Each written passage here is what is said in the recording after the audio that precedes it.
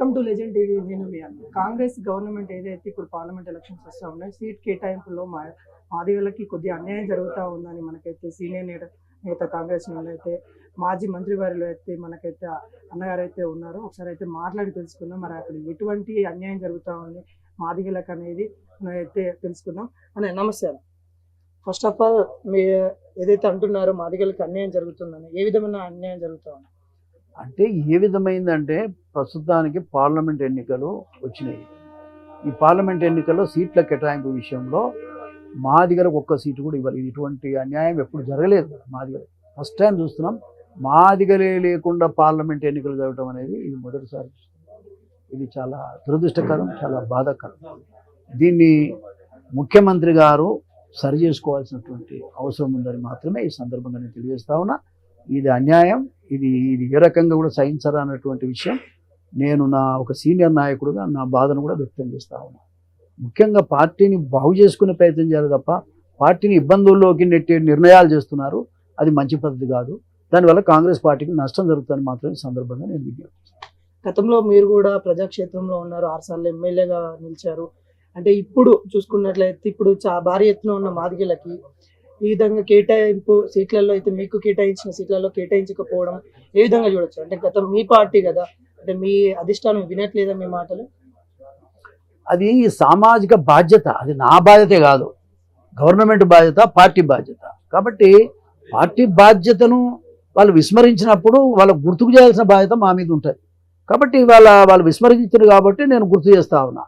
మీరు మాదిగలను పక్కన పెట్టి ఎన్నికలకు పోదామనుకునేటువంటి నిర్ణయం ఏదైతే ఉందో అది మంచి పద్ధతి కాదు. మాదిగలను అవమానించడం కూడా మంచి పద్ధతి కాదు. ఇది అవమానించడమే.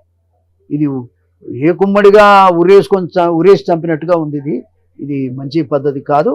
కాబట్టి ముఖ్యమంత్రి గారు, పార్టీ పెద్దలు అందరూ కూడా కాంగ్రెస్ పార్టీ పునరాలోచించాలి. మాదిగలకు అందరూ కూడా టికెట్లు కేటాయించి మంచి మెజారిటీతో గెలవాలని కోరుతా ఉన్నాం. ఇప్పుడు చూసుకున్నట్లయితే వరంగల్ చూసుకున్నట్లయితే కడియం కావ్య గారికి అయితే ఇచ్చారు. అక్కడ చూసుకున్నట్లయితే స్వయంగా వాళ్ళే రేవంత్ రెడ్డి గారు ఇట్లా కడియం కావ్య వాళ్ళ ఇంటికి వెళ్ళి మరి కండువ కప్పి తీసుకొచ్చి కాంగ్రెస్ లో తీసుకొచ్చి పార్టీ టికెట్ ఇవ్వడం, అంటే మీ దాంట్లో క్యాండిడేట్ లేరన్నా లేకుంటే ఎట్లా అని చూసుకోవచ్చు? అది వారి ఆలోచన ఎట్లా ఉన్నా అది సరియైన నిర్ణయం కాదు. అది సరియైన నిర్ణయం కాదు. ఆ నిర్ణయాన్ని మార్చుకోవాలి. ఏ పరిస్థితులలో కూడా అక్కడ మాదిగలకే ఇవ్వాల్సిన అవసరం ఉంది. మాదిగలకే ఇవ్వాలి. మాదిగలకు ఇవ్వకపోతే మాత్రం రిజల్ట్ మరొక రకం ఉంటుంది. ఎట్లా అంటారు మరి? ఇప్పుడు పెద్దపల్లి చూసుకున్నట్లే కూడా ఒకే కుటుంబానికి చెందిన వాళ్ళకు కూడా టికెట్ ఇస్తున్నారని అంటున్నారు కదా, దాని మీద మీరేమంటారు? అది మంచి పద్ధతి కాదు. ఒక కుటుంబంలో 3 సీట్లు అనేది మంచి పద్ధతి కాదు. ఒక కుటుంబంలో 2 సీట్లు అనేది కూడా మంచి పద్ధతి కాదు. ఇది మార్చుకోవాలి. పార్టీకి తీరని నష్టం జరిగేటువంటి ప్రమాదం ఉంది.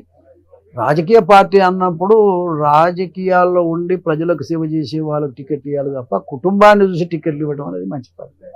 నిజంగా కాంగ్రెస్ లో అంటున్నారు రెడ్డి పాలన జరుగుతూ ఉంది, అడుగు ఏదైతే పేదవాళ్ళు ఉన్నారో వాళ్ళని తొక్కేస్తా ఉన్నారు అని అంటున్నారు. నిజంగా జరుగుతూ ఉందా? ఇక వచ్చిన 4 నెలలు అయింది కదా, ఇంత తొందర ఎందుకు? దానికి టైం అనేది ఉంది. టైం ప్రకారంగా మనం మాట్లాడదాం. ఆ విధంగా ఉండకుంటే మంచిది. ఎట్లా ఉంటుంది ఇప్పుడు మీరు ఏదైతే అంటున్నారో మీ కేటాయించాల్సిన సీట్లు మీకు కేటాయించాలని అడుగుతా ఉన్నారు కదా, ఒకవేళ కేటాయించకుంటే మీ కార్యాచరణ ఏ విధంగా ఉండబోతా ఉంది?